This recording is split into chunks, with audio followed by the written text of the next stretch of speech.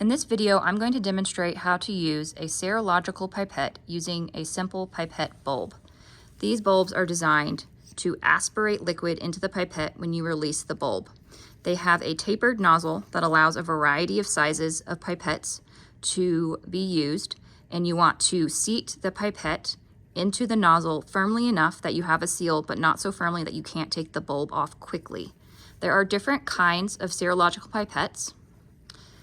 They will all have these big numbers that indicate how much volume has been drained if that pipette was filled all the way.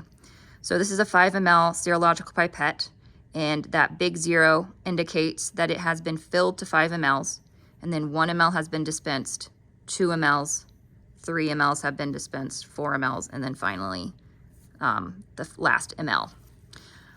Other manufacturers have both the big number as well as a little number. That little number tells you to what volume the pipette is currently filled. So when it's at the big 0, that means it's filled to 5 mLs, filled to 4 mLs, filled to 3 mLs, and so on. The pipette will also have specifications on it that says the volume, this one is a 5 mLs, and the gradations, so each of these little lines indicates 1/10 of an ml. And it will also say whether it is to deliver or to contain. To deliver is indicated by TD, and to contain is indicated by TC. If it says to deliver, that means that you will not blow out the last drop. If it says TC, that means you will blow out the last drop. Now we are ready to pipette.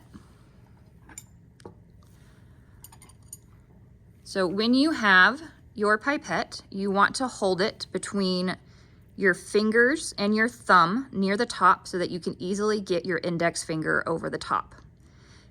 You don't want to hold it in your fist because this is actually very insecure, because it's hard to close your fist tightly enough to hold it firmly. And if you do close your fist tightly enough, you can run the risk of breaking the pipette.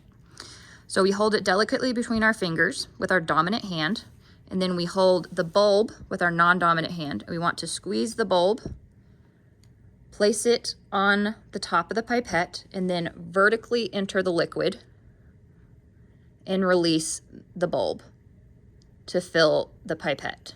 You want to overshoot your final volume because it will take a little bit of time to get that index finger over the top. And you want to firmly press your index finger on the top so the liquid doesn't drain.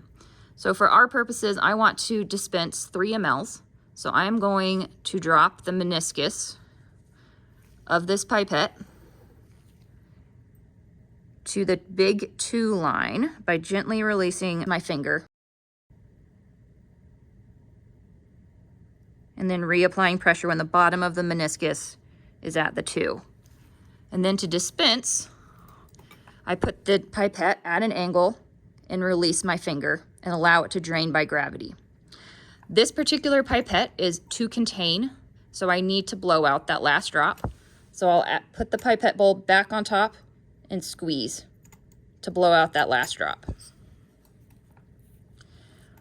When you're done pipetting, you can put the dirty used pipette in the metal bin to be cleaned.